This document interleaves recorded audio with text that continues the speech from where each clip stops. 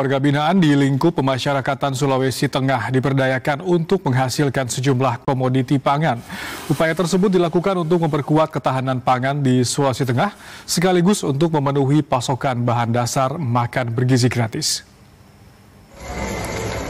Kantor Wilayah Direktorat Jenderal Permasyarakatan Sulawesi Tengah berkomitmen memperkuat ketahanan pangan melalui program pemberdayaan para warga binaan di lingkup permasyarakatan wilayah Sulawesi Tengah.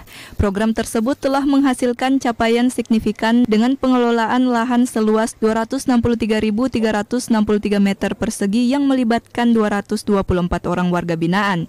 Program ini dilaksanakan di 27 klaster pangan yang tersebar di berbagai sektor pertanian, peternakan, dan perikanan, dan menjadi bagian dari pembiayaan dan dukungan nyata terhadap ketahanan pangan nasional. Kanwil Ditjenpas Sulawesi Tengah Bagus Kurniawan mengatakan melalui program tersebut para warga binaan telah menghasilkan berbagai komoditas meliputi sayuran 17.748 kg, perkebunan 1.025 kg, perikanan 1.100 kg, buah-buahan 646 kg, dan ternak 5.000 bibit. Sementara total upah yang diterima mencapai 220.624.000 yang terdiri dari ayam pedaging 164 ekor, bebek pedaging 21 ekor, kambing 28 ekor, dan sapi 9 ekor. Program Astacita Presiden Prabowo juga kami melaksanakan juga berhubungan dengan program 13 akselerasi menteri terkaitannya dengan bahan pangan. Beberapa warga binaan juga telah melakukan kegiatan dengan arahan kami, yaitu sebanyak 224 warga binaan sudah mengelola lahan pertanian seluas 363 meter persegi di sektor pertanian, peternakan, perikanan secara menyeluruh di seluruh UPT pemasyarakatan. Selain untuk memperkuat ketahanan pangan di Sulawesi Tengah, hasil komoditi pangan dari warga binaan ini juga diupayakan menjadi pemenuhan pasokan bahan dasar makan bergizi gratis atau MBG yang telah menjadi program prioritas Presiden Republik Indonesia Prabowo Subianto. Rizky Budiman, kontributor TVRI Sulawesi Tengah, melaporkan. Makan bergizi gratis menyasar kelas inklusi di perbatasan Indonesia dengan Malaysia di Kabupaten Sanggau, Kalimantan Barat. Siswa berkebutuhan khusus antusias mendapatkan makan bergizi gratis.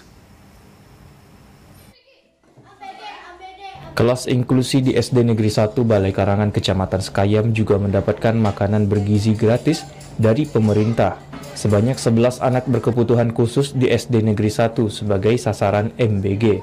Guru kelas inklusi SD Negeri 1 Balai Karangan, Valencia Sirut Suberti mengatakan, sebelum makanan bergizi gratis dibagikan kepada siswa kelas inklusi, terlebih dahulu guru melakukan pemeriksaan kondisi makanan yang tiba dari Dapur Sehat MBG Balai Karangan. Penjagaan ketat pengecekan makanan harus dilakukan untuk memastikan makanan dalam kondisi baik dan layak konsumsi agar siswa tidak alami keracunan makanan.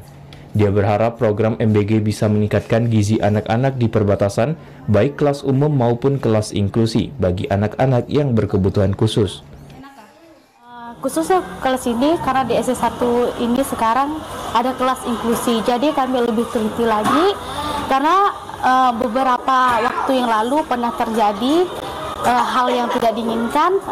Justru itu kami lebih berhati-hati untuk melihat makanan yang dimakan oleh anak. Sebelum memberikan kepada anak, kami dulu yang mencobanya karena mereka harus memperhatikan perhatian dari kami sebagai pendidik. Guru kelas inklusi SD Negeri 1 Balai Karangan Valencia Sirut Suberti mengungkapkan, distribusi makanan dari Dapur Sehat MBG sudah lebih baik dan cepat sehingga siswa tidak menunggu lama. Istirahat jam pertama siswa sudah bisa menikmati makanan bergizi gratis itu.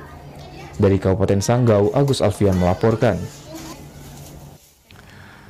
Kapolri Jenderal Listio Sigit Prabowo bersama Ketua Komisi 4 DPR RI meninjau Satuan Pelayanan Pemenuhan Gizi SPPG Polres Karanganyar, Jawa Tengah. SPPG Polres Karanganyar dilengkapi instalasi pengolahan air limbah agar tidak mencemari lingkungan. Ketua Komisi 4 DPR RI Siti Hediati Haryadi bersama Kapolri Jenderal Polistio Sigit Prabowo meninjau Satuan Pelayanan Pemenuhan Gizi SPPG Yayasan Kepala Bayangkari Polres Karanganyar. Kapolri menegaskan SPPG Polri menjalankan standar ketat untuk menjamin tidak ada kesalahan dalam proses pengolahan dan distribusi makan bergizi gratis. SPPG ini dibangun dengan pengawasan langsung Kapolres Karanganyar AKBP Hadi Kristanto akan menyalurkan NDG untuk 4.000 pelajar di 16 sekolah mulai dari PAUD hingga SMA di wilayah Karanganyar.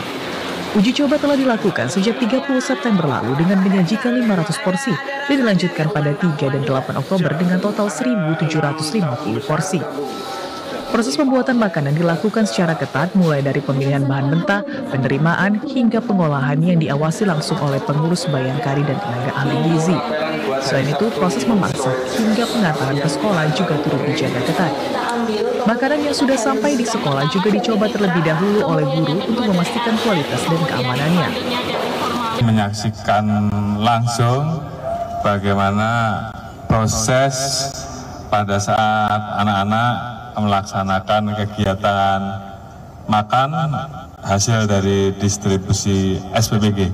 Harapan kita terkait dengan SPPG Polri ini betul-betul bisa zero accident, dan ini tentunya menjadi perhatian besar dari Bapak Presiden yang tentunya harus kami jaga.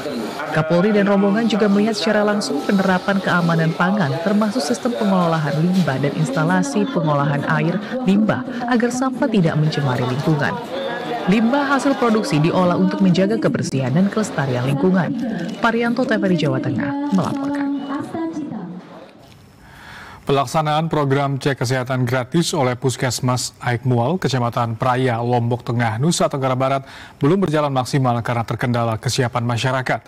Banyak warga yang sulit dijangkau petugas saat pelaksanaan kegiatan jemput bola karena memiliki kesibukan dan beragam jenis pekerjaan. Tim Promosi Kesehatan Puskesmas Aikmual, Lamusa, menjelaskan bahwa program cek kesehatan gratis merupakan bagian dari program pemerintah pusat yang dijalankan oleh Dinas Kesehatan. Sejak diluncurkan, pelaksanaan program tersebut terus berjalan, namun dinamika di lapangan berbeda-beda tergantung kondisi masyarakat di wilayah masing-masing. Lamusa menyatakan, pencapaian CKG di wilayah kerja Puskesmas Aikmual sejauh ini sudah cukup baik, dengan hasil di atas 25% dari total sekitar 30.000 sasaran. Meski demikian, ia mengakui bahwa kendala terbesar masih terjadi saat petugas melakukan kegiatan jemput bola karena sulitnya menemui warga di rumah. Hal ini membuat capaian program belum mencapai target optimal. Selain layanan CKG, pihaknya juga memberikan pemeriksaan tambahan seperti pemeriksaan mata dan layanan kesehatan lainnya. Yang kita diharapkan sama Bu Kapes itu, jemput bola kita buat pos baru. Di mana kira-kira tempat strategis kita bentuk pos baru. Kemudian kita jemput bola itu ke door to door. Itu maksudnya. Jadi selama ini memang kita masih belum bisa karena memang tempat pos pun belum kita sepakati dulu sama Bu Kadernya karena sama kadusnya. Antusias masyarakat beragam. Seperti Ibu tadi sampaikan itu kan kadang-kadang ada yang takut hasil pemeriksaannya. Ya, yang paling sering kita dapat informasi adalah kesibukan masyarakat di sini. Salah seorang warga desa Bunut Baok, Munawaroh, mengaku baru pertama kali mengikuti kegiatan cek kesehatan gratis. Dari hasil pemeriksaan, ia disarankan memeriksakan diri ke dokter mata setelah mengeluhkan gangguan penglihatan. Ia mengatakan meski CKG tidak secara langsung memeriksa kesehatan mata, tim kesehatan tetap memberikan arahan dan penjelasan sesuai keluhan yang disampaikan. Munawaroh menambahkan, semula ia sempat ragu apakah bisa memeriksa penyakit di luar cakupan program CKG. Namun setelah mengikuti kegiatan tersebut, ia merasa puas dan mengajak warga lain agar tidak ragu memanfaatkan layanan pemeriksaan kesehatan gratis yang diselenggarakan oleh Puskesmas Aikmual. Saat ini kondisinya baik-baik saja kan? Alhamdulillah baik saja. Ya. Cuma keluhannya tadi mata saja. Ya. Oh, sama sejenis apa namanya itu ada benjolan di dalam tatak kan?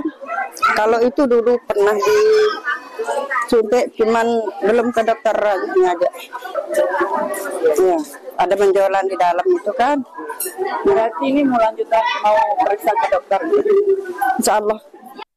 Pihak Puskesmas Aikmual berkomitmen terus melakukan pendekatan persuasif agar masyarakat lebih proaktif mengikuti kegiatan CKG, sehingga target pemeriksaan kesehatan dapat tercapai dan kualitas hidup warga di wilayah tersebut semakin meningkat. Sri Handayani, TVRI Nusa Tenggara Barat, melaporkan.